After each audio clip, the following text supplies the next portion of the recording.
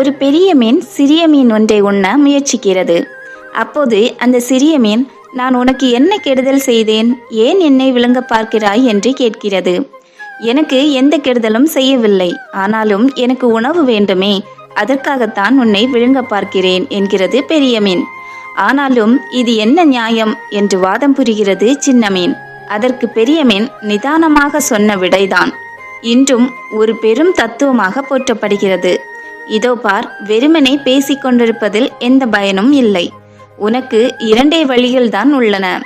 உன்னை நீ காப்பாற்றிக் கொள்ள வேண்டுமென்றால் எப்படியாவது இந்த இடத்திலிருந்து தப்பித்து ஓடிவிடு, இல்லையானால் என்னை விழுங்கிவிடு. இரண்டையும் விட்டுவிட்டு பேசிக்கொண்டிருக்காதே என்பதுதான் அது. உயிர் வாழ்தலுக்கான போராட்டம் எல்லா உயிர்களிடத்தும் நடைபெற்று கொண்டே இருக்கிறது. ஓடு அல்லது எதிர்த்து போராடு என்பதே இயற்கையின் கட்டளை.